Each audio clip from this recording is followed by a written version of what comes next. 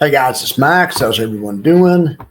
Let's check out YieldTy. Do a little end of day update and see how we finished up. I noticed that it looks like the market rallied into the end of the day a little bit, or YieldTy recovered. So in the YieldTyverse this morning, when I showed it to you guys, the average was down and YieldTy was down, although not as much as the average, of course. Now the opposite's true. The average is up and YieldTy is up as well. So what's holding us back is MSTR and MSTY, Mara, all the Bitcoin ones, Coinbase, but semiconductors are helping us out. Look at semiconductors rallying. Look at HIMS looking good. NVIDIA, TLN, that's a new one today, Talon Energy. All right, so that's the YieldTy grid. So let's see about the index buffer report, see what's happening down here in index land. All right. All right, the two fire ones are down a little bit today, but on the good list is XVol, which I talked about today on my morning update quite a bit. I had like a 40-minute morning update. I don't know if you guys saw it, but I wanted to cover some other stuff. I covered my max factor ratings and a letter I got about XVol. But anyway, XVol is a great fund. All I was making the point is XVol has a built-in hedge with it. Somebody in the letter said, why don't I use VU? Because VU has better total return. Absolutely. VU did have better total return last year than XVol. Not by very much, but by a little bit.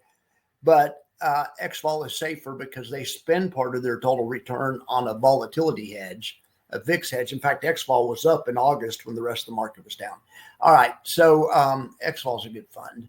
XTT, look at that. Boy, that's killing it today. Great to see. Good job, Roundhill. GPIX looking good, beating the parent. iSpy looking good. SVol looking really good. Okay, so how about the next one, ZVol? Okay, SVol and ZVol,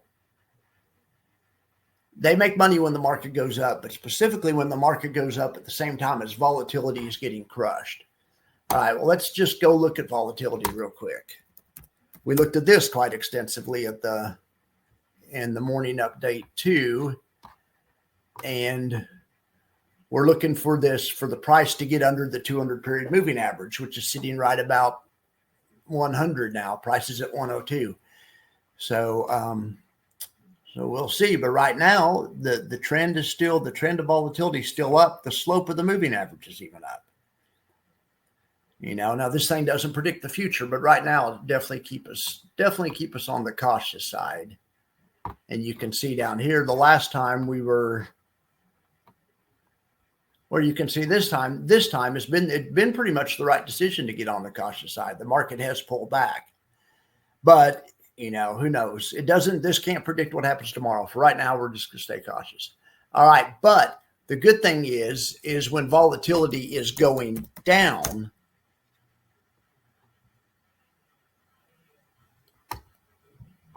even though it's not under the 200-day moving average, it's in the shorter time frames, it's definitely trending down, which means people are taking hedges off. So maybe the market's fixing to turn around and go back up again. The last time it switched from green to red, or from red to green, down here, the SPY was 586 and it said sell. That was a bad signal. SPY ended up going up 4 points. Then at 590, or actually at 596, it said buy. Okay, well, great. The thing was, that was a great signal, though. Within a few days, it was up to 603, and then it gave you a signal that said sell. Then within a few days, we're down here at 593. So we'll see what happens. But let's look at a chart of SVol. Now we'll look at ZVol. ZVol and SVol basically do the same thing. And look, their charts almost look identical. There's ZVol. Just remember what that looks like. There's SVol. Okay. And here is SPY. They're all the same. Okay.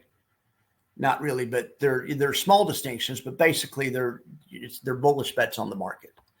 All right, so let's see what else we can talk about. Let's go over here.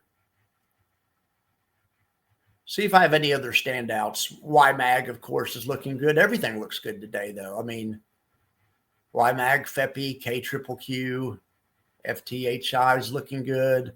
Riser's looking good. I talked about Riser and about politics a little bit at lunch, why I like Riser. All right, so single stock buffer report. You know, you can see Mr. pulling back, AI, BITO, Snowy pulling back, everything else up. All right, so let's see, what else can we get ourselves in the middle of? I'm trying to think if we have any option trades. It's kind of slow because there's no real earnings this week. I did this trade. Just for fun a few days ago. This is a trade that I invented called the. It's really a risk reversal. I didn't invent it, but it's a loaded. You could also call it. I call it loaded dice. But anyway, this trade is designed where if the market doesn't move at all, this is a bullish bet on Russell. But if the Russell doesn't move, it still makes $1,600. This goes out to January 3rd. If the Russell, just as long as the Russell doesn't drop more than 2% by the end of the year, you still get to hang on to the premium. You get to keep $1,600 credit for putting this on, and you get some upside. And I'm not saying that, I don't think that, the Russell's going to go up, 10% between now and the end of the year, but it's possible. If it did, this trade would be a $14,000 winner. Russell went up 5%. This trade would be worth $4,200. And remember, that's a lot of money considering you got a $1,600 credit to put it on. Anyway, I like these kinds of trades. I have content on them all the time. If you like them too. In fact, I'm probably going to write an e-guide or a book about that style of trading soon.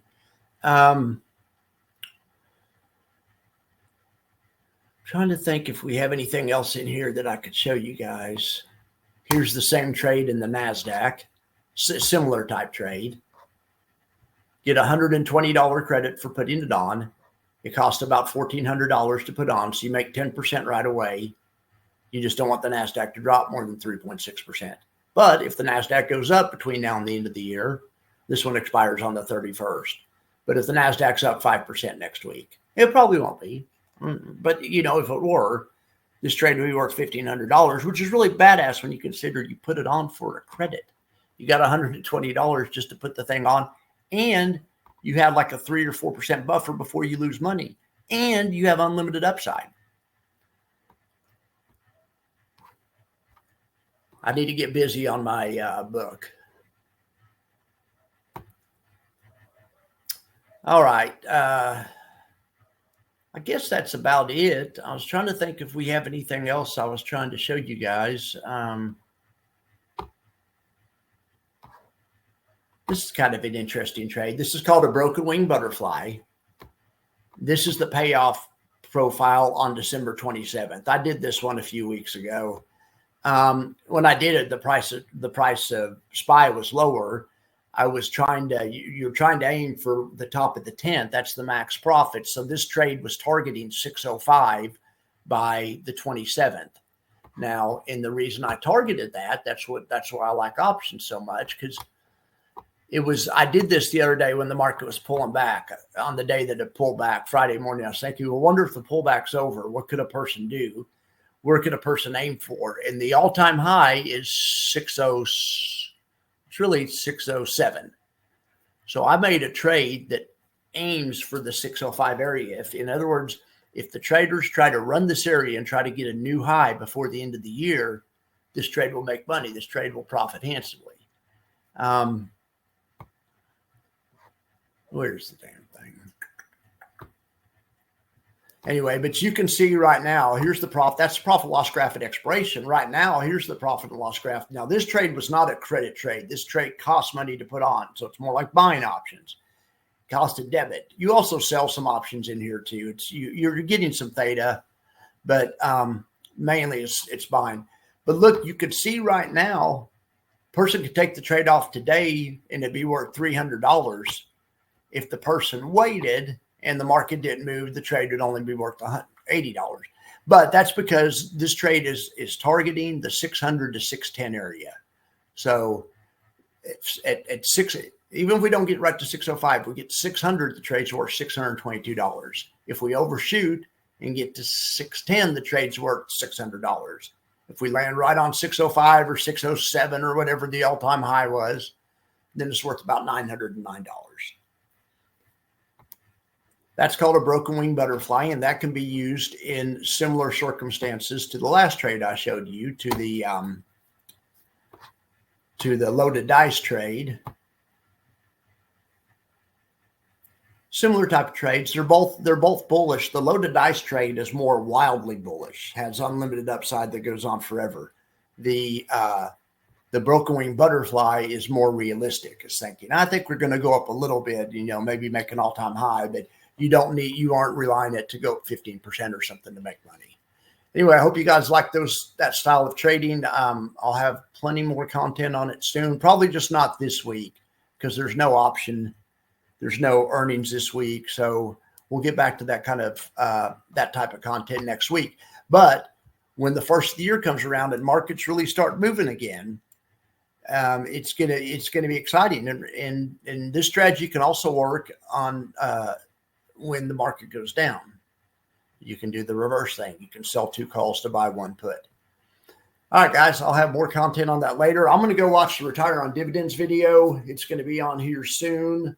He's interviewing Jay today at 4 o'clock. Anyway, I'll see you guys there. All right, take her easy.